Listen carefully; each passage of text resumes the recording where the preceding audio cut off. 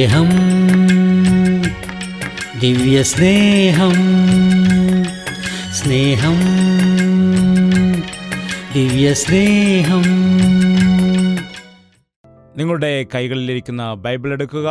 അതിൽ യോഹന്നാന്റെ സുവിശേഷം വായിക്കാം. 15-ാം അധ്യായം അതിൻ്റെ 12-ാമത്തെ വചനം മുതൽ വായിക്കാം.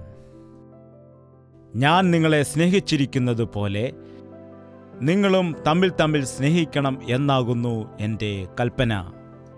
ഞാൻ നിങ്ങളുടെ സ്നേഹിതൻ ആയിരിക്കുന്നത് പോലെ നിങ്ങളും തമ്മിൽ തമ്മിൽ സ്നേഹിതന്മാർ ആയിരിക്കുക എന്നാണ് പറയുന്നത്. എന്തുകൊണ്ടെന്നാൽ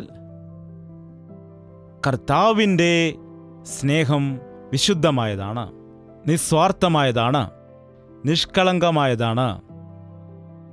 കർത്താവ് നമ്മളെ സ്നേഹിച്ചു എന്ന് പറയുമ്പോൾ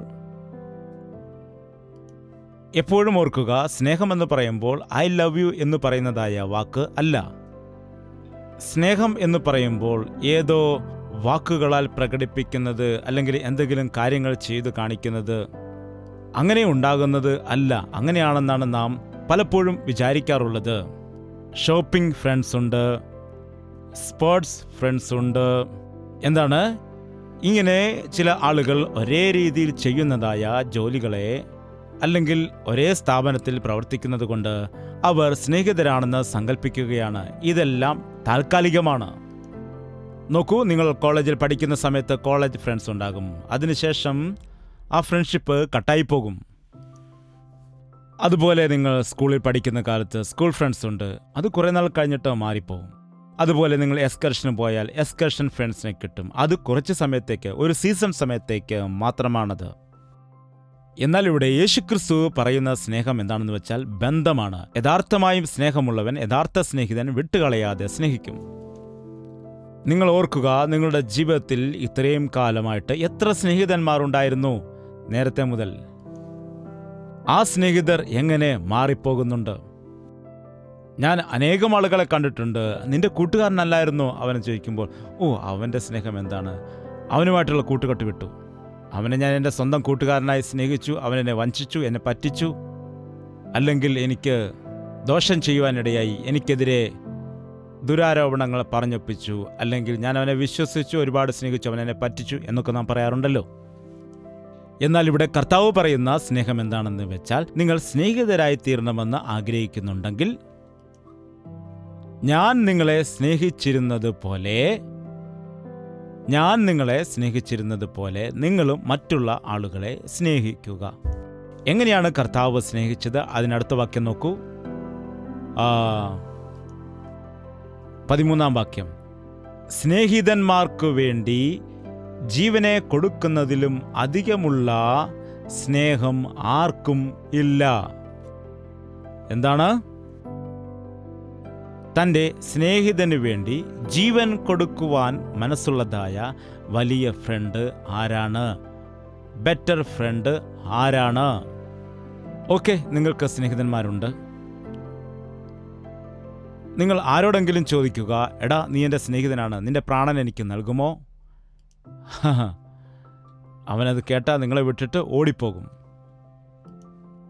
എന്താണ്? ഈ കാലത്ത് പ്രാണൻ കൊടുക്കുന്ന സ്നേഹിതന്മാരല്ല, പ്രാണൻ എടുക്കുന്ന സ്നേഹിതന്മാരാണുള്ളത്. യഥാർത്ഥമായ ഒരു സ്നേഹിതൻ ജീവൻ കൊടുക്കുവാൻ ഒരുങ്ങാനിടയാകും. അങ്ങനെ ആരാണുള്ളത്? നമുക്ക് വേണ്ടി ജീവൻ നൽകുവാൻ ഒരുക്കമുള്ളവൻ. നമ്മുടെ മാതാപിതാക്കൾക്ക് പോലും നമുക്ക് വേണ്ടി പ്രാണൻ നൽകുവാൻ കഴിയില്ല, നൽകില്ല. നമ്മുടെ ബെസ്റ്റ് ഫ്രണ്ട് പോലും നമുക്ക് വേണ്ടി പ്രാണനെ നൽകില്ല. ഒരു കർത്താവ് മാത്രമാണ് നമുക്ക് വേണ്ടി തൻ്റെ പ്രാണനെ നൽകിയത്. ജീവൻ നൽകുമെന്ന് പറയും, പ്രാണസ്നേഹിതനെന്ന് പറയാറുണ്ട്. ഇങ്ങനെയൊക്കെ വാക്കുകൾ ഉപയോഗിക്കുമെന്നാൽ ഞങ്ങൾ രണ്ടുപേരും പ്രാണനെ പോലെ സ്നേഹിക്കുന്നുവെന്ന് പറയുന്നവരൊക്കെയുണ്ട്. ബൈബിളിൽ നോക്കിയാൽ 2 സ്നേഹിതരെക്കുറിച്ച് കാണാം, ദാവീദും യോനാഥാനും. അവരുടെ സ്നേഹബന്ധം പരിശോധിച്ചാൽ മനസ്സിലാക്കാൻ കഴിയും അത് വളരെ ആത്മാർത്ഥത ഉള്ളതാണെന്ന്. എന്തുകൊണ്ടെന്നാൽ ദാവീദ് ആ കാലത്ത് ഒരു ആട്ടിടയൻ ആയിരുന്നു. യോനാഥാൻ രാജകുമാരനായിരുന്നു, ശൗലിൻ്റെ മകനായിരുന്നു. രാജകുമാരൻ പോയിട്ട് ആട്ടിടയനുമായി കൂട്ടുകൂടുക എന്ന് പറയുമ്പോൾ അതിൽ വലിയ ത്യാഗമുണ്ട്. അതിന് വളരെ പ്രത്യേകതയുള്ളതാണ്. ഒരേ തരത്തിൽപ്പെട്ട ആളുകൾ ഫ്രണ്ട്ഷിപ്പ് ചെയ്യുന്നത് സാധാരണമാണ്, സർവ്വസാധാരണമാണ്. ഒരേ തരത്തിലുള്ള പക്ഷികൾ ഒരുമിച്ചാണ് പറക്കുന്നത്. ഒരേ കൂട്ടിലുള്ള പക്ഷികൾ ഒരുമിച്ചാണ് പറക്കുന്നത്. പ്രാർത്ഥിക്കുന്ന ആളുകൾ ഒരുമിച്ച് പ്രാർത്ഥിക്കും. ഷോപ്പിങ്ങിന് പോകുന്നവർ ഒരുമിച്ച് പോകും. സർവ്വസാധാരണമാണ്. പണക്കാരനുമായിട്ട് ഫ്രണ്ട്ഷിപ്പ് ചെയ്യുന്നു. പാവപ്പെട്ടവനുമായിട്ട് കൂട്ടുകൂടുന്നത് സാധാരണമായി കാണുന്നതാണ്. എന്നാൽ ഒരു രാജകുമാരൻ ആട്ടിടയനുമായി കൂട്ടുകൂടുന്നത് നോക്കുമ്പോൾ സംതിങ് ഡിഫറെൻറ്റ്. അതുമാത്രമല്ല, ആക്ച്വലായിട്ട് ദാവീദ് രാജാവായിട്ട് അപ്പോൾ തന്നെ അഭിഷേകം ചെയ്യപ്പെട്ടിരുന്നു. ശൗല് കഴിഞ്ഞിട്ട് ശൗലിൻ്റെ മകനായ യോനാഥാനാണ് രാജാവായി വരേണ്ടത്. എന്നാൽ ദാവീദിനെ അഭിഷേകം ചെയ്തിരിക്കുന്നത് കൊണ്ട് അതിനുശേഷം ദാവീദാണ് രാജാവായിട്ട് വരുന്നത്. യോനാഥാൻ സാധാരണ ഇഷ്ടപ്പെടാൻ പാടില്ലാത്തതാണ്. ദാവീദിനെ ശത്രുവായി കാണേണ്ടതാണ്, എൻ്റെ സ്ഥാനം തട്ടിയെടുക്കാൻ വന്നവനാണെന്ന് പറഞ്ഞിട്ട്. എന്നാൽ യോനാഥാൻ വളരെ നല്ലവനായിരുന്നു. നീ രാജാവാകൂ, ഞാൻ നിന്റെ സഹായിയായി നിൽക്കാമെന്ന് പറഞ്ഞു. അത്രമാത്രം യോനാഥാൻ ദാവീദിനെ സ്നേഹിക്കുവാൻ ഇടയായി. അവർ പ്രാണസ്നേഹിതന്മാരായിരുന്നു. അതുപോലെ യോനാഥാൻ തൻ്റെ വസ്ത്രവും തൻ്റെ അരക്കച്ചിയും തൻ്റെ വാളും അതെല്ലാം ദാവീദിന് കൊടുക്കുവാൻ ഇടയായി. എന്നാൽ ശ്രദ്ധിക്കുമ്പോൾ ഇവിടെ എല്ലാം കൊടുത്തു, നീ എൻ്റെ പ്രാണസ്നേഹിതനാണെന്ന് പറയുന്നു. തൻ്റെ ചെരുപ്പ് കൊടുത്തില്ല, തൻ്റെ നടപ്പ് മാറ്റിയില്ല, ദാവീദിനെ അനുഗമിച്ചില്ല, ദാവീദിൻ്റെ കൂടെ നിന്നില്ല, ദാവീദിൻ്റെ അരികിൽ നിന്ന് പോയി തൻ്റെ പിതാവിൻ്റെ പക്ഷത്തു നിന്ന് യുദ്ധം ചെയ്തു. പാവം കൊല്ലപ്പെടുവാനുമിടയായി. നാമും കർത്താവിനോട് എല്ലാം കൊടുക്കുമെന്ന് പറഞ്ഞു. എന്നാൽ നമ്മുടെ നടപ്പിനെ കർത്താവിനെ ഏൽപ്പിച്ച് കൊടുക്കണം. ഒരേ മനസ്സില്ലാത്തവർക്ക് ഒരുമിച്ച് നടക്കുവാൻ കഴിയില്ല. നീ യഥാർത്ഥമായും ദൈവത്തിൻ്റെ സ്നേഹിതനാണെങ്കിൽ ദൈവത്തോടൊപ്പം നീ നടക്കണം.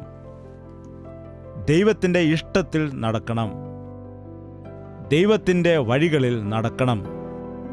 ദൈവത്തോടൊപ്പം അനുദിനം കൂട്ടായ്മ ആചരിക്കണം. ഹാനോക്ക് ദൈവത്തോടൊപ്പം നടന്നു. ദൈവം അവനെ കൂട്ടിക്കൊണ്ടുപോയി. ഹാനോക്ക് ദൈവത്തെ തൻ്റെ സ്നേഹിതനാക്കി മാറ്റി. എല്ലാ ദിവസവും അവനോടൊപ്പം നടക്കുവാൻ ഇടയായി. പതിവായിട്ട് അവൻ്റെ മാർഗത്തിൽ നടന്നു. 100 കണക്കിന് വർഷങ്ങൾ അങ്ങനെ തന്നെ നടക്കാനിടയായി. അങ്ങനെ നടന്ന് ഒരു ദിവസം സ്വർഗത്തിൽ ചെല്ലാനിടയായി. ഇനി എന്തിനാണ് തിരിച്ച് പോകുന്നത് എന്ന് പറഞ്ഞ് ശരീരത്തോടു കൂടി സ്വർഗത്തിൽ തന്നെ താമസിക്കാനും ഇടയായി. മരണം വരെയും നാം ദൈവത്തോടൊപ്പം നടക്കണം.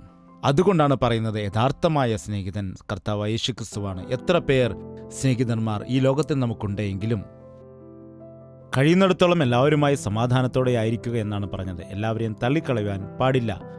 ഹായ് എന്ന് പറയുമ്പോൾ ഹായ് എന്ന് പറയണം. ഹലോ എന്ന് പറഞ്ഞാൽ ഹലോ എന്ന് പറയണം. വന്ദനമെന്ന് പറഞ്ഞാൽ വന്ദനം കൊടുക്കണം. അല്ലാതെ അതിൽ കൂടുതലായി ദുഷ്ടന്മാരുടെ ആലോചന പ്രകാരം നടക്കാതെയും പാപികളുടെ വഴിയിൽ നിൽക്കാതെയും പരിഹാസികളുടെ ഇരിപ്പിടത്തിൽ ഇരിക്കാതെയും ആ രീതിയിലുള്ള സ്നേഹബന്ധം അരുത്. പരിഹാസികളുമായി നാം കൂട്ടുകൂടരുത്. ദുഷ്ടന്മാരുടെ ആലോചന പ്രകാരം നടക്കരുത്. പാപികളുമായി നാം സ്നേഹബന്ധം പുലർത്തരുത്. അവരുടെ ആലോചനകൾ നമ്മെ നാശത്തിലേക്ക് കൊണ്ടുപോകും. നിനക്ക് വേണ്ടി പ്രാണൻ കൊടുക്കുന്ന സ്നേഹിതനാണ് യഥാർത്ഥ സ്നേഹിതൻ. യേശു കർത്താവ് പറയുന്നു, തൻ്റെ സ്നേഹിതന് വേണ്ടി പ്രാണൻ കൊടുക്കുവാൻ തക്കവണ്ണം സ്നേഹിക്കുന്നവൻ ആരാണ്? ആരും തന്നെയില്ല. ഞാൻ നിങ്ങളോട് കൽപ്പിക്കുന്നത് ചെയ്താൽ നിങ്ങൾ എൻ്റെ സ്നേഹിതന്മാർ തന്നെ. നിങ്ങൾ എൻ്റെ സ്നേഹിതന്മാരാകണമെങ്കിൽ ഞാൻ കൽപ്പിച്ചത് നിങ്ങൾ അതുപോലെ ചെയ്യണം. എന്താണ്? 2 കൂട്ടരും ഒരാളുടെ വാക്ക് മറ്റൊരാൾ കേൾക്കുന്നില്ല എങ്കിൽ എങ്ങനെ സ്നേഹിതന്മാരാകും? ദൈവത്തിൻ്റെ വാക്ക് കേൾക്കുന്നവനും ദൈവത്തിൻ്റെ വാക്കനുസരിച്ച് നടക്കുന്നവനും മാത്രമായിരിക്കും ദൈവത്തിൻ്റെ സ്നേഹിതൻ ആകുന്നത്. ദൈവത്തിൻ്റെ കൽപ്പനകളെ നാം കേൾക്കണം. നാം കേട്ട് അനുസരിക്കണം. അപ്പോൾ നാം സ്നേഹിതന്മാരാകും. ഇന്നുള്ള അനേകം ആളുകളും ദൈവത്തിൻ്റെ വാക്ക് കേൾക്കുന്നില്ല. ഞാൻ ദൈവത്തെക്കുറിച്ച് സംസാരിക്കുമ്പോൾ നിങ്ങൾ കേൾക്കുന്നു, ശരിയാണ്. എന്നാൽ നിങ്ങൾ ദൈവവുമായിട്ട് സംസാരിക്കേണ്ടത് ആവശ്യമാണ്. നിങ്ങൾ ദൈവവുമായിട്ട് മനസ്സ് തുറന്ന് സംസാരിക്കേണ്ടത് ആവശ്യമാണ്. ദൈവത്തോട് നാം സംഭാഷണം നടത്തണം. ദൈവത്തോട് നാം പറയേണ്ടതും ആവശ്യമാണ്. നമുക്കറിയാം സംഭാഷണത്തിൻ്റെയും പറയലിൻ്റെയും വ്യത്യാസം. സംഭാഷണം എന്ന് പറയുമ്പോൾ നീ സംഭാഷിക്കുന്ന സമയത്ത് എതിർവശത്തുള്ള വ്യക്തി അത് കേട്ട് റെസ്പോണ്ട് ചെയ്യുന്നതാണ്. ഫോണിൽ കൂടി നാം ചെയ്യുന്നത് യഥാർത്ഥത്തിൽ സംഭാഷണമാണ്. നാം പറയുമ്പോൾ എതിരെയുള്ള വ്യക്തി മറുപടി പറയണം. നാം ചോദിക്കുന്നതിന് അവിടെ നിന്നും മറുപടി നൽകുന്നു. അതുപോലെ തന്നെ തിരിച്ചും. അതുപോലെ ദൈവത്തോട് നാം സംഭാഷണം നടത്തണം. ഈ ഒരു അനുഭവം ഇന്ന് വിശ്വാസികൾ എന്ന് പറയുന്ന എത്ര ആളുകൾക്ക് ഉണ്ട്? എല്ലാ ദിവസവും മുഴങ്കാൽ മടക്കി പ്രാർത്ഥിച്ച്, കർത്താവേ, ഈ ദിവസം എനിക്ക് നിന്റെ ഹിതം പോലെ ജീവിക്കണം, അതിനുവേണ്ടി എന്ത് ചെയ്യണം, ഏതെല്ലാം കാര്യങ്ങൾ ചെയ്യണം, എവിടേക്കൊക്കെ ഞാൻ പോകണം, നിന്റെ ഹിതം എന്നെ അറിയിക്കണം എന്ന് സംസാരിച്ചുകൊണ്ട് പ്രാർത്ഥനയിൽ ദൈവസന്നിധിയിൽ ചിലവഴിക്കുന്നുണ്ടോ? ചടപടപടപടാന്ന് പ്രാർത്ഥിച്ചിട്ട് ദൈവസന്നിധിയിൽ ആമേൻ പറഞ്ഞിട്ട് എഴുന്നേറ്റ് പോകുന്നു. ശരിയാണ്, നീ പ്രാർത്ഥിക്കുന്നുണ്ട്. എന്നാൽ ദൈവം പറയുന്നത് നീ കേൾക്കുന്നുണ്ടോ? കേൾക്കണമെങ്കിൽ കുറച്ച് സമയം ദൈവസന്നിധിയിൽ നാം മൗനമായിട്ട് ചിലവഴിക്കണം. ദൈവസന്നിധിയിൽ നാം മൗനമായിട്ട് ചിലവഴിക്കുന്ന സമയത്ത് ദൈവം നമ്മോട് സംസാരിക്കുവാനിടയാകും. അതാണ് സ്നേഹം. പകരുന്നത്. നമ്മുടെ മനസ്സ് ദൈവത്തോട് പകരും, ദൈവത്തിൻ്റെ മനസ്സ് നമ്മോടും പകരുവാൻ ഇടയാകും. അങ്ങനെ അവൻ്റെ ആലോചനകളെല്ലാം നമുക്ക് മനസ്സിലാക്കാൻ കഴിയും. അവൻ്റെ ഹിതം മനസ്സിലാക്കാം, അവൻ്റെ പദ്ധതി മനസ്സിലാക്കാം. ദൈവത്തോട് സ്നേഹമുള്ളപ്പോൾ നാം ഒരിക്കലും പാപത്തിൽ വീണുപോകില്ല, നഷ്ടപ്പെടുകയില്ല. ദൈവത്തോട് അടുക്കുമ്പോൾ, ദൈവത്തെ അറിയാൻ കഴിയുമ്പോൾ, ദൈവത്തിൻ്റെ മനസ്സറിയുമ്പോൾ ഈ ലോകത്തിൽ നമുക്ക് കർത്താവിനെ പോലെ തന്നെ ജീവിക്കാൻ കഴിയും. ഇവിടെ ഒരു വാക്യം പറയുന്നു, 15-ാമത്തെ അധ്യായത്തിൽ, ഞാൻ എൻ്റെ പിതാവിനോട് കേട്ടതെല്ലാം നിങ്ങളോട് അറിയിച്ചത് കൊണ്ട് നിങ്ങളെ സ്നേഹിതന്മാർ എന്ന് പറഞ്ഞിരിക്കുന്നു. യജമാനൻ തൻ്റെ രഹസ്യമെല്ലാം വേലക്കാരനോട് പറയുമോ? ദാസനോട് യജമാന്റെ കാര്യം പറയുമോ? പറയില്ല.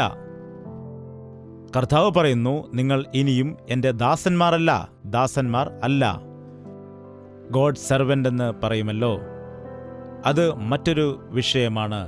ബൈബിളിൽ അനേകം ഭക്തന്മാർ ദൈവത്തിൻ്റെ സ്നേഹിതന്മാർ എന്ന് വിളിക്കപ്പെട്ടു. അബ്രഹാം ദൈവത്തിൻ്റെ സ്നേഹിതൻ എന്ന് വിളിക്കപ്പെട്ടു. നമുക്ക് ഒന്ന് നോക്കാം. യെശയ്യാവിന്റെ പുസ്തകം 41-ാം അധ്യായം 8-ാം വാക്യത്തിൽ, നീയോ എൻ്റെ ദാസനായ ഇസ്രായേലേ, ഞാൻ തിരഞ്ഞെടുത്ത യാക്കോബേ, എൻ്റെ സ്നേഹിതനായ അബ്രഹാമിൻ്റെ സന്തതിയേ. എൻ്റെ സ്നേഹിതനായ, നോക്കൂ, ദൈവം അബ്രഹാമിനെ എന്താണ് വിളിക്കുന്നത്? എന്താണ് വിളിക്കുന്നത്? എൻ്റെ സ്നേഹിതനായ അബ്രഹാമേ. അബ്രഹാം എൻ്റെ സ്നേഹിതനാകുന്നു. ദൈവത്തെക്കുറിച്ച് പറയുമ്പോൾ സർവശക്തനായ പരമാധികാരിയായ ദൈവത്തിന് ഒരു സാധാരണ മനുഷ്യനുമായിട്ട് എങ്ങനെ സ്നേഹബന്ധം ഉണ്ടാകും? ഇവിടെ ദൈവത്തെക്കുറിച്ച് അബ്രഹാം പറയുന്നതല്ല. നാമും പലപ്പോഴും പറയാറുണ്ട്, എനിക്ക് അവരെ അറിയാം, ഇവരെ അറിയാം. എന്നാൽ അവർക്ക് നിന്നെ അറിയാമോ? എന്താണ് ഒരു വലിയ അധികാരിക്ക് അല്ലെങ്കിൽ പ്രൈം മിനിസ്റ്ററിനെ നിനക്കറിയാം, എന്നാൽ പ്രൈം മിനിസ്റ്റർക്ക് നിന്നെ അറിയാമോ? അതാണ് പ്രധാനം. നീ അറിയുന്നതല്ല പ്രധാനം. ദൈവം തന്നെ അരുളി ചെയ്യുകയാണ്, അബ്രഹാമിനെ എനിക്കറിയാം. അതുമാത്രമല്ല, അബ്രഹാം ആരാണ്? എൻ്റെ ഫ്രണ്ടാണ്. ഈ ദിവസം നമ്മെക്കുറിച്ച് ദൈവത്തിന് അങ്ങനെ പറയുവാൻ കഴിയുമോ? അങ്ങനെയുള്ളതായ വിശ്വാസവും ഉറപ്പും നമുക്കുണ്ടോ? അങ്ങനെയുള്ള സ്നേഹബന്ധം അവനുമായിട്ടുണ്ടോ? എന്തുകൊണ്ടാണ് അബ്രഹാമിനെ തൻ്റെ സ്നേഹിതനെന്ന് വിളിക്കാനിടയായത്? അബ്രഹാം എന്താണ് ചെയ്തത്? ദൈവത്തിൻ്റെ വാക്കുകളെ അനുസരിക്കുവാൻ ഇടയായി. അബ്രഹാമിനെ കണ്ട് വിളിച്ചു വേർതിരിച്ച് അവനെ അനേകർക്ക് അനുഗ്രഹമാക്കി മാറ്റി. അവൻ്റെ മക്കളെയും മക്കളുടെ മക്കളെയും എന്താണ് പറയുന്നത്? അബ്രഹാമിനെ, എൻ്റെ ദാസനായ ഇസ്രായേലെ, ഞാൻ തിരഞ്ഞെടുത്ത യാക്കോബേ, എൻ്റെ സ്നേഹിതൻ്റെ സന്തതിയാണ്, നിങ്ങളെ എൻ്റെ സ്വന്തം ജനമാക്കി മാറ്റാനിടയായി. എത്ര വലിയ ഭാഗ്യമാണത്! നമ്മുടെ അടുത്ത് ആരെങ്കിലും സ്നേഹം കാണിക്കുന്നു എന്ന് പറയുമ്പോൾ ഓടി വന്നിട്ട് വെറുതെ സ്നേഹിതനാണെന്ന് പറഞ്ഞ് സ്നേഹം നടിച്ചിട്ട് നിന്റെ കൂടെ നടന്ന് നിന്റെ കൂടെ എപ്പോഴും സംസാരിച്ചു, നിന്നെ വശത്താക്കിയെടുക്കുന്നതിന് വേണ്ടി സോപ്പിടാറൊക്കെ ഉണ്ടെന്ന് പറയാറുണ്ട് പണ്ടുകാലത്ത്. അങ്ങനെ നമ്മെ അമിതമായി സ്നേഹിക്കുമ്പോൾ ചിന്തിക്കണം, അവൻ നമ്മിൽ നിന്നെന്തോ പ്രതീക്ഷിച്ചുകൊണ്ടാണ്, അല്ലാതെ നമുക്ക് നന്മയുണ്ടാകേണ്ടതിന് വേണ്ടി ആത്മാർത്ഥമായിട്ടുള്ള സ്നേഹമല്ല അവൻ കാണിക്കുന്നത്. നമ്മെ ഉപയോഗിക്കുന്നതിന് വേണ്ടിയാണ്. എന്നാൽ ദൈവം നമ്മെ സ്നേഹിക്കുകയാണ് എങ്കിൽ ദൈവം നമ്മോട് സ്നേഹം കാണിക്കുന്നത് നമ്മിൽ നിന്നൊന്നും തന്നെ തട്ടിയെടുക്കാൻ വേണ്ടിയല്ല, മറിച്ച് ദൈവത്തിലുള്ളത് നമുക്ക് നൽകുന്നതിന് വേണ്ടിയാണ്. അതാണ് അവൻ്റെ പദ്ധതി. അബ്രഹാമിനെ അവൻ വിളിച്ചു. ഒരു ദിവസം അവൻ അബ്രഹാമിനെ വിളിച്ചിട്ട് അബ്രഹാമിനോട് പറഞ്ഞു, എന്നെ അനുഗമിക്കൂ. നിന്റെ പിതൃഭവനത്തെയും ചാർച്ചക്കാരെയും വിട്ട് ഞാൻ കാണിപ്പാനിരിക്കുന്ന ദേശത്തേക്ക് പോക. ഞാൻ നിന്നെ അനുഗ്രഹിക്കാമെന്ന് ഒരേ ഒരു വാക്ക് പറഞ്ഞു, അത്രയുള്ളൂ. അല്ലാതെ വലിയ വലിയ അത്ഭുതങ്ങൾ കാര്യങ്ങളോ അതിശയ കാര്യങ്ങളോ ഒന്നും ചെയ്ത് ഉറപ്പിച്ചില്ല, അല്ലെങ്കിൽ പ്രോമിസറി നോട്ടിനകത്ത് എഴുതി കൊടുത്തില്ല, ഒന്നും തന്നെ ചെയ്തതായിട്ട് കാണുകയില്ല. പുറപ്പെടുക. അവൻ വിശ്വസിച്ചു. അബ്രഹാം ദൈവത്തിൽ വിശ്വസിച്ചു. ദൈവം അവനത് നീതിയായി കണക്കിട്ടു. നീ യഥാർത്ഥമായി യേശുക്രിസ്തുവിൽ വിശ്വസിച്ചാൽ അവനെ രക്ഷകനായിട്ട് അവനെ അനുഗമിക്കുന്നതിന് ഒന്നും തന്നെ നിനക്ക് യാതൊരു പ്രതിബന്ധവും ഉണ്ടാകില്ല. ചിലർ പറയാറുണ്ട്, ഞാൻ ആലോചിച്ചിട്ട് പറയാമെന്ന്. കർത്താവിൽ വിശ്വസിക്കുന്നതിന് വേണ്ടി ചിന്തിക്കേണ്ട കാര്യം എന്തെങ്കിലുമുണ്ടോ? അവൻ്റെ മഹത്വത്തെ നീ അറിയുന്ന സമയത്ത് തന്നെ നീ സമർപ്പണം ചെയ്യും. ഉടൻ തന്നെ അബ്രഹാം ദൈവത്തിന് കീഴ്പ്പെട്ടു, അനുസരിക്കാനിടയായി. വരുവെന്ന് പറഞ്ഞു. എവിടേക്ക് പോകണമെന്ന് ചോദിച്ചില്ല. തന്നെ വിളിച്ച ദൈവം വിശ്വസ്തനാണെന്ന് അവൻ എണ്ണാനിടയായി. എവിടേക്ക് പോകുന്നു എന്നെനിക്കറിയില്ല, എന്നാൽ എന്നെ നടത്തുന്ന ദൈവത്തെ എനിക്കറിയാമെന്ന് പറഞ്ഞു. ഓരോരോ സ്ഥലത്ത് നിന്നിട്ട് അവൻ യാഗപീഠം പണിയുമായിരുന്നു, അതായത് ദൈവത്തെ ആരാധിക്കുമായിരുന്നു എന്നാണ് അർത്ഥം. യാഗപീഠം പണിതിട്ട് ദൈവത്തോട് ചോദിക്കും, കർത്താവേ, ഇനിയും ഞാൻ എങ്ങോട്ടാണ് പോകേണ്ടത്? What next? അങ്ങനെ അപ്പോൾ ദൈവത്തിൻ്റെ ഹിതം ചോദിച്ച് മുൻപോട്ട് പോകുവാനിടയായി. ദൈവവുമായിട്ട് കൂട്ടായ്മ ആചരിച്ചു. ദൈവത്തിൻ്റെ വാഗ്ദത്തങ്ങളെല്ലാം വിശ്വസിച്ചു. ദൈവത്തിൻ്റെ വാക്കുകളെല്ലാം വിശ്വസിച്ച വ്യക്തിയായിക്കൊണ്ട് ദൈവം തന്നെ പറയുകയാണ്, ദൈവം അവനെക്കുറിച്ച് സാക്ഷ്യം പറയുന്നു, അബ്രഹാം എൻ്റെ സ്നേഹിതനാണെന്ന്. എന്താണ് ചിന്തിക്കുക? നമ്മെക്കുറിച്ച് അങ്ങനെ പറയാൻ കഴിയുമോ? നാം ദൈവത്തിൻ്റെ വാക്ക് വിശ്വസിക്കുന്നുണ്ടോ? ദൈവത്തിൻ്റെ വിളിയെ അനുസരിക്കുന്നുണ്ടോ? ദൈവത്തിൻ്റെ ഹിതം മനസ്സിലാക്കുവാൻ വേണ്ടി ദൈവസന്നിധിയിൽ ഇരുന്ന് ദിനംതോറും പ്രാർത്ഥിക്കുന്നുണ്ടോ? യഥാർത്ഥമായ സ്നേഹിതർ പരസ്പരം വിഷയങ്ങൾ പങ്കുവയ്ക്കുവാനിടയാകും. അവർ പരസ്പരം കാര്യങ്ങൾ സംസാരിക്കും. അങ്ങനെയുള്ളവരാണ് സ്നേഹിതർ. എന്നാൽ ഈ കാലത്ത് ഫ്രണ്ട്ഷിപ്പ് എന്ന് പറഞ്ഞിട്ട് പരസ്പരം രഹസ്യങ്ങൾ, വിഷയങ്ങൾ സംസാരിക്കുന്നില്ലെങ്കിൽ അവർ യഥാർത്ഥ സ്നേഹിതന്മാരല്ല, യഥാർത്ഥമായ ഫ്രണ്ട്ഷിപ്പ് അല്ല.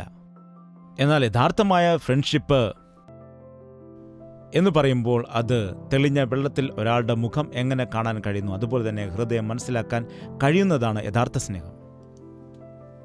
അബ്രഹാം ദൈവവുമായിട്ട് സ്നേഹബന്ധത്തിൽ ഏർപ്പെട്ടു. ദൈവം അബ്രഹാമിൽ തൻ്റെ ഹിതം നിറവേറ്റുന്നതിന് വേണ്ടി തിരഞ്ഞെടുത്തതുകൊണ്ട് അബ്രഹാമിൻ്റെ വംശത്തിൽ നിന്ന് മിശിഹ വരുന്നതിന് വേണ്ടി ദൈവം പദ്ധതി ഒരുക്കി. ആ യേശുക്രിസ്തുവിനെ സർവ്വലോകത്തിൻ്റെയും രക്ഷകനായി മാറ്റുന്നതിന് വേണ്ടി അന്ന് അബ്രഹാമിനെ തിരഞ്ഞെടുത്തു. ദൈവം തൻ്റെ പദ്ധതി നടപ്പിലാക്കി. ഇന്ന് നീ ദൈവത്തെ സ്നേഹിക്കുന്നുണ്ട് എങ്കിൽ, ഈ ലോകത്തിൽ എങ്ങനെയോ ജനിച്ചു, കുറേ നാൾ കാര്യങ്ങളൊക്കെ ചെയ്ത് ജീവിച്ചു സുഖമായി, അവസാനം മരിച്ചുപോയി എന്നല്ല, ഈ ലോകത്തിൽ ജനിക്കുന്ന എല്ലാ വ്യക്തികളെക്കുറിച്ചും ദൈവത്തിന് വലിയ പദ്ധതികൾ ഉണ്ട്. അത് നിന്നോട് പറയുവാൻ അവൻ ആഗ്രഹിക്കുന്നു. ദൈവം തന്നെ നിന്നോട് പറയുവാൻ ആഗ്രഹിക്കുന്നു. അവൻ നിന്റെ സ്നേഹിതനായി തീരാൻ ആഗ്രഹിക്കുന്നു. നിന്നോട് സംസാരിച്ചിട്ട് നിന്നിൽ കൂടി മറ്റ് അനേകരോടും സംസാരിക്കാൻ വേണ്ടി അവൻ ആഗ്രഹിക്കുന്നു. അബ്രഹാം ദൈവത്തിൻ്റെ സ്നേഹിതനായി ദൈവത്തിൻ്റെ ഇഷ്ടപ്രകാരം നടന്നു. ദൈവത്തിൻ്റെ പദ്ധതികൾ നിറവേറ്റുന്നതിന് വേണ്ടി ദൈവത്തിൻ്റെ പദ്ധതിയിലെ ഒരു ഭാഗമായിട്ട് അബ്രഹാം മാറി. അതുപോലെ മോശയെക്കുറിച്ചും പറയുന്നു. പുറപ്പാട് പുസ്തകം അതിൻ്റെ 33 അധ്യായം. പുറപ്പാട് പുസ്തകം 33 അധ്യായം 11 വാക്യം. പുറപ്പാട് പുസ്തകം 33 അധ്യായം 11 വാക്യം. ഒരുത്തൻ തൻ്റെ സ്നേഹിതനോട് സംസാരിക്കുന്നത് പോലെ യഹോവ മോശയോട് അഭിമുഖമായിട്ട് സംസാരിച്ചു.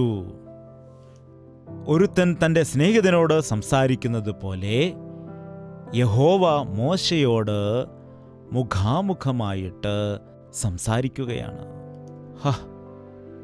മണിക്കൂറുകൾ മോശ ദൈവത്തിൻ്റെ സന്നിധിയിൽ ഇരിക്കുമ്പോൾ മുഖാമുഖമായിട്ട് ദൈവത്തിൻ്റെ അടുക്കൽ സംസാരിക്കുവാൻ ഇടയായി. ദൈവം മോശയോട് തൻ്റെ പദ്ധതികളെക്കുറിച്ച് വിശദമായി സംസാരിച്ചു.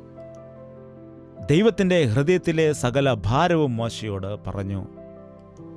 ഇസ്രായേൽ മക്കൾ ദൈവത്തിനെതിരായി സംസാരിച്ചപ്പോൾ, പിറുപിറുത്തപ്പോൾ അനുഭവിച്ചിട്ടുള്ളതായ എല്ലാ വേദനയും മോശയോട് പറഞ്ഞു. അതേ സമയത്ത് അത് കേട്ടതായ മോശ തനിക്കുള്ളതായ എല്ലാ സങ്കടങ്ങളും ദൈവത്തോട് പറയാനിടയായി. ഇതാകുന്നു റിലേഷൻഷിപ്പ്. ക്രിസ്ത്യാനികൾ ദൈവവുമായിട്ട് കൂട്ടായ്മയിലായിരിക്കണം,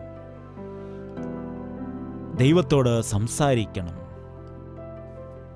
സാധാരണ രണ്ടുപേർ എങ്ങനെയാണ് ഫ്രണ്ട്ഷിപ്പ് ആകുന്നത് പറയുക? ആരോടൊപ്പമാണ് കൂടുതൽ സമയം നാം ചെലവഴിക്കുന്നത്, കൂടുതൽ മനസ്സ് തുറന്ന് സംസാരിക്കുന്നത്? എന്താണ് രഹസ്യങ്ങൾ ഒന്നുമില്ലാതെ ഇരിക്കുന്നത്? ആരോടാണ് നാം ഷെയർ ചെയ്യുന്നത്? നമ്മുടെ ഹൃദയത്തിൻ്റെ ഇഷ്ടങ്ങൾ പങ്കുവയ്ക്കുന്നത്, നാം ഉപദേശങ്ങൾ സ്വീകരിക്കുന്നത്? അവരാണ് നമ്മുടെ സ്നേഹിതർ. ദൈവത്തെ തന്നെ നിങ്ങളുടെ സ്നേഹിതനായിട്ട് കാണുകയാണെങ്കിൽ നിങ്ങളുടെ ഹൃദയ രഹസ്യങ്ങൾ ദൈവത്തോട് പങ്കുവയ്ക്കുവാൻ നിങ്ങൾക്ക് കഴിയും. അവൻ്റെ ഉപദേശങ്ങൾ സ്വീകരിക്കും, അവനോടൊപ്പം മനസ്സ് പങ്കുവയ്ക്കും, അവൻ്റെ ആലോചനകൾ കേൾക്കും, അവനോട് സംസാരിക്കും, അവൻ പറയുന്നത് കേൾക്കും, അവൻ പറയുന്നത് അനുസരിക്കും. അതാണ് സ്നേഹബന്ധം. അതുമാത്രമല്ല, നിങ്ങൾ ദൈവത്തോട് രഹസ്യമായി സംസാരിക്കണം. ചില ആളുകൾ പറയാറുണ്ട് സീക്രട്ട് ഫ്രണ്ട്സ് അവർക്കുണ്ട് എന്ന്. കൂട്ടുകാരോട് പതിയെ സംസാരിക്കുന്നത് കേൾക്കാം, മാറി നിന്നിട്ട് കൂട്ടുകാരനോട് സംസാരിക്കുന്നത് കാണാം. അതുപോലെ നിങ്ങൾ യേശുവുമായിട്ട് നിങ്ങളുടെ സീക്രട്ടുകൾ നിങ്ങൾ സംസാരിക്കുക. മനുഷ്യനോട് പറയരുത്, മനുഷ്യൻ നിങ്ങളെ തകർത്ത് കളയും. നിങ്ങൾ രഹസ്യമാണെന്ന് പറഞ്ഞാൽ, ഒരു സ്ത്രീ മറ്റൊരു സ്ത്രീയോട് പറഞ്ഞു രഹസ്യമാണിത് നിന്നോട് മാത്രമാണ് പറയുന്നതെന്ന്. ആ സ്ത്രീ മറ്റൊരു സ്ത്രീയോട് പറഞ്ഞിട്ട് പറഞ്ഞു നിന്നോട് മാത്രമാണ് പറയുന്നത്. അങ്ങനെ ആ സ്ത്രീ അങ്ങനെ പറഞ്ഞ് അവസാനം പറഞ്ഞ വ്യക്തിയുടെ അടുത്ത് വന്ന് നിന്നോട് മാത്രമാണ് പറയുന്നത് പറഞ്ഞപ്പോൾ അവൾക്ക് അതിശയം തോന്നാനിടയായി. മനുഷ്യരുടെ അടുത്ത് രഹസ്യങ്ങൾ പറയുകയാണെങ്കിൽ അവർക്കത് മറ്റുള്ള ആൾക്കാരുമായിട്ട് പങ്കുവയ്ക്കുന്നത് സന്തോഷമാണ്, ഉല്ലാസമാണ്. അവരുടെ രഹസ്യങ്ങൾ മാത്രം മറ്റുള്ളവരോട് പറയില്ല. എന്നാൽ നമ്മുടെ രഹസ്യങ്ങളും നമ്മുടെ കഷ്ടതയും നമ്മുടെ ബുദ്ധിമുട്ടും നമ്മുടെ വേദനയും നമ്മുടെ ഭാരങ്ങളും നിരാശകളും കർത്താവിനോട് പറഞ്ഞാൽ നമ്മുടെ കണ്ണുനീർ തുടയ്ക്കും. അവൻ തൻ്റെ രക്തം കൊണ്ട് നമ്മുടെ പാപങ്ങളെ അവൻ കഴുകും. ചുളുക്കവും വാട്ടവുമില്ലാത്ത ഒരു വ്യക്തിയായിട്ട് നമ്മെ അവൻ കാക്കുവാൻ ഇടയാകും, നമ്മെ ശുദ്ധീകരിക്കും. മുടിയനായ പുത്രൻ തിരികെ വന്ന സമയത്ത് ആ പിതാവ് മകൻ്റെ അടുക്കിലേക്ക് ഓടിച്ചെന്നിട്ട് അവനെ ആശ്ലേഷിച്ചു ചുംബിക്കാനിടയായി. ഇന്ന് ഏത് പിതാവുണ്ട് അങ്ങനെ ചെയ്യുന്നതായ വ്യക്തി? പിതാവുമായിട്ട് വഴക്കുണ്ടാക്കി കലഹിച്ചിട്ട് എൻ്റെ അവകാശം നൽകൂ എന്ന് നിർബന്ധിച്ച് വാങ്ങിപ്പോയിട്ട് തിരിച്ചു വന്ന് ആ സന്ദർഭത്തിൽ ഏതെങ്കിലും പിതാവ് ആശ്ലേഷിക്കുമോ? എന്തിനാണ് നീ വന്നത്? നിന്റെ മുഖം എനിക്ക് കാണണ്ട എന്ന് പറയും. എന്നാൽ ആ പിതാവ് ഒരു സ്നേഹിതനേക്കാൾ അധികമായി ആ മുഷിഞ്ഞ വസ്ത്രധാരിയായിരിക്കുന്ന ആ മകനെ തോളിൽ കൈയിട്ടുകൊണ്ട് ആശ്ലേഷിച്ച് വീട്ടിലേക്ക് കൂട്ടിക്കൊണ്ടുപോയി. അവന് ശ്രേഷ്ഠമായ വസ്ത്രം കൊടുത്തു, കാലിന് ചെരുപ്പ് കൊടുത്തു, കൈക്ക് മോതിരം കൊടുത്തു. എൻ്റെ മകൻ വഴിതെറ്റിപ്പോയി, ഇപ്പോൾ തിരിച്ചു വന്നു എന്ന് പറഞ്ഞു. ഇവൻ മരിച്ചു പോയിരുന്നു, ഇപ്പോൾ ജീവിച്ചു എന്ന് പറഞ്ഞ് സന്തോഷിച്ചു. അങ്ങനെ നാം കർത്താവിനെ സ്നേഹിക്കുമ്പോൾ നിന്റെ ശരീരം എത്രമാത്രം മുഷിഞ്ഞതാണെങ്കിലും, നീ എത്രമാത്രം പാപത്തിൽ കിടന്ന് ചീത്തയായി നശിച്ച വ്യക്തിയാണെങ്കിലും കർത്താവിൻ്റെ അടുക്കിലേക്ക് തന്നെ നീ പോവുക.